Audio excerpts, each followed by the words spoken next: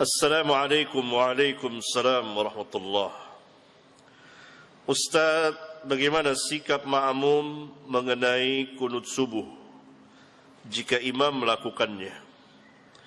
Karena ustaz-ustaz lain yang bermanhaj salaf, mereka menganjurkan agar makmum tetap mengangkat tangan dengan berdalil lewat perkataan Imam Ahmad mengenai sikap makmum.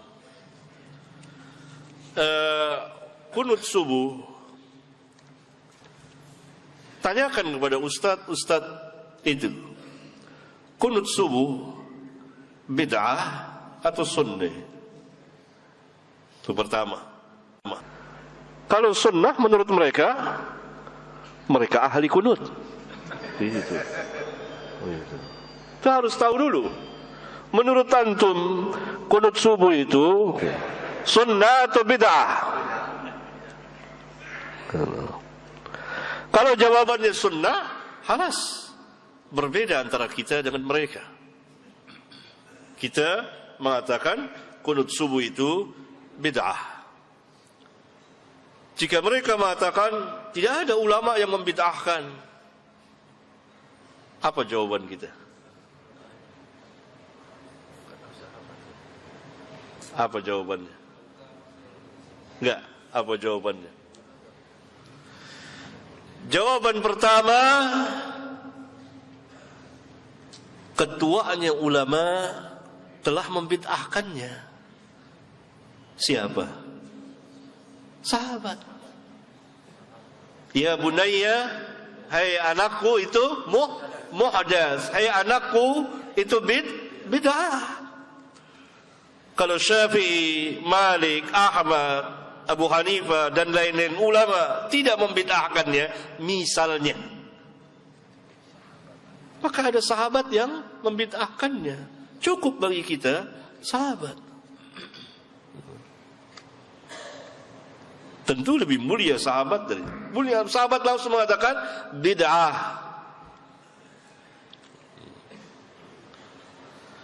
Ya.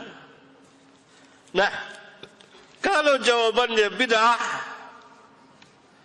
atau jawabannya tidak sunnah, tegaskan apa yang Ustadz maksudkan dengan tidak sunnah. Jawabannya itu datang ke salaf mari itu Ustadz. Karena mereka dibina atas dasar taklid, maka dia cari jalan ke sana, nengok sana, nengok sini, nengok sana. Maksudnya cari ilmu. Kan suka begitu, jangan bilang bid'ah, tidak sunnah saja. Tanya, apa yang dimaksud dengan tidak sunnah? Dan yang menjadi lawan tidak sunnah itu apa?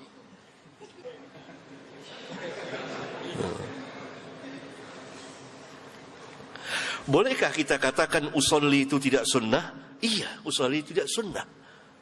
Boleh nggak kita katakan usolli itu bid'ah? Iya, boleh bid'ah. Berarti sama dong. Sahih. Sebetulnya ikhwan, dalam dakwah seorang dai harus berilmu pertama, dan harus yakin dengan ilmunya, dan betul-betul membahas ilmiah, pembahasan ilmiah, dan harus memiliki syaja'ah, keberanian. Yang bid'ah nggak jadi masalah. Yang sunnah. Nah, kalau itu bid'ah, tanya, bolehkah kita mengerjakan bid'ah dalam sholat? Diperintahkah kita mengerjakan bid'ah dalam sholat? Boleh nggak? Nggak boleh. Dalilnya? Sallu kama ra'aitumuni usalli. Salatlah sebagaimana kamu melihat aku salat, bukan sebagaimana kamu melihat mereka salat. Tidak, aku salat. Semuanya merujuk kepada Nabi yang mulia sallallahu alaihi wasallam. Mereka berkata lagi, kita diperintah untuk mengikuti imam. Innama ju'ilal imamu liyutamma bihi. Tanya, mutlaqan atau muqayyadan? Mutlakkah atau muqayyad dengan sunnah? Kalau dikatakan mutlaqan, berarti antum harus mengikuti imam yang mengangkat tangan lebih dari kepalanya. Gini. Berarti kita harus mengikuti imam yang bersedekap seperti ini ya. Gini. Kok antum nggak ikuti? Kan mutlaqan. Gini. Antum harus mengikuti imam. Kenapa antum di sini? Lempeng, nggak bengkok seperti ini. Antum harus mengikuti imam yang sedekapnya mendekati farjinya gini. Kan gini nih. Berarti ini hadisnya dhaif, di bawah pusar, nggak sampai ke farji bahkan sini. Berarti mengamalkan hadis dhaif dan dalam mengamalkannya tidak tepat sampai mendekati farji gini. Harusnya di sini di bawah pusar. Tapi hadis itu dhaif. Kenapa antum nggak ngikuti? Bahkan antum di sini. Kelebihan juga.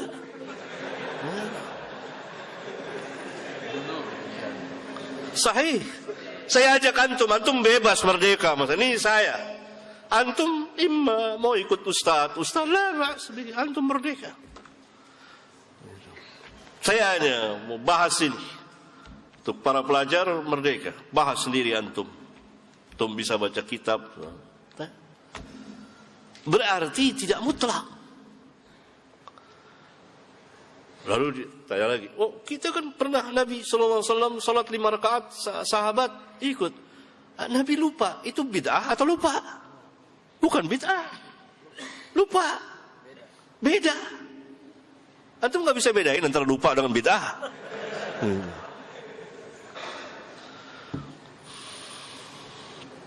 Paham ya? Itu sekilas. Ada banyak lagi. Ya. Oleh karena itu, kita tidak diperintah mengikuti imam yang mengerjakan bid'ah. Kalau kita meyakini bahwa kunut subuh itu tidak sunnah, yakni bid'ah, maka tidak boleh kita ikuti. Dan kita tidak mengerjakan.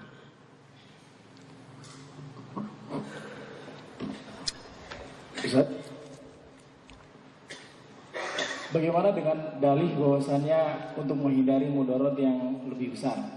Karena di sebagian daerah atau di kampung-kampung, terkadang masyarakat masih banyak yang belum mengetahui tentang sunnah ataupun bid'ah.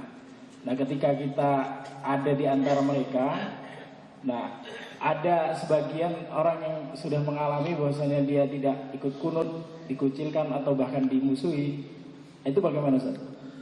Saya tanya sama antum, pembahasan tentang kunut subuh ada dan tidaknya ini baru setelah antum lahir atau jauh sebelum antum lahir?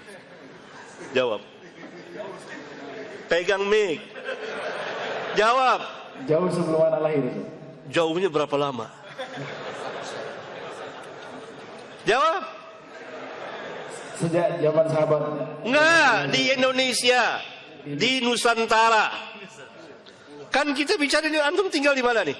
Di Indonesia. Di mana di Indonesianya? Jakarta. Jakarta, bukan kampung. Taruhlah di sana, iya. Nah, kunut, pembahasan kunut subuh sampai ada tulisan, sampai ada perdebatan sesudah antum lahir atau sebelum antum lahir di Indonesia? Jawab. Sebelum anak lahir. Berapa lama? Berapa lama? Umur antum berapa sekarang? 23. 23. Kemarin sore. Bahkan tuaan pengajian ini dari umur antum. Tahun berapa antum lahir? 93. 93, tuaan setahun pengajian ini. Pengajian ini dimulai tahun 92. Antum belum lahir, tahun depan antum baru lahir, 93. Paham? Saya terangkan. Biasa ya. Jangan kecil hati antum, ini biasa. Ini majelis laki-laki. Bebas antum, bebas. Merdeka. Nah, jangan baper, jangan. Ya, ini bebas, merdeka. Saya bukan marah sama antum, bukan ini, enggak. Biasa, antum tahu semua. Ya, ini pembahasan kunut subuh di negeri kita ini sudah 1 abad kira-kira. Dan itu dari awal tahun 19-an. Bahkan bapak saya aja belum lahir kali itu. Kakek saya, kakek antum, sudah ada. Jadi bukan hal baru. Bukan hal baru yang perlu ditakuti. Itu pertama. Yang kedua, kenapa antum dai yang pegang dengan sunnah lalu dikucilkan, dimarahi? Kok takut dimarahi? Hah? Ini sunnahnya para nabi dan rasul. Para nabi dibunuh.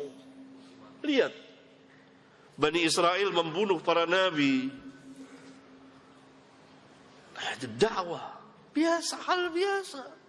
Kenapa takut itu dikucilkan? Kenapa takut masyarakat? Padahal ini bukan hal lain, hal yang baru sekarang ini. Paham? Jadi tidak bisa, ini alasan yang sangat lemah, lebih lemah dari sarang laba-laba. Paham ya? Udah lama. Dai harus betul-betul berani, punya syaja'ah. Dan hal biasa, jiwanya harus besar, lebih besar dari masjid ini. Terus lapang, biasa. Antum dimarahi, dicaci maki, hal yang biasa. Enggak apa-apa. Kenapa? Kenapa takut? Hah? Padahal doanya kan Allahumma inni a'udzubika minal jubni. Mungkin enggak baca doa itu kali.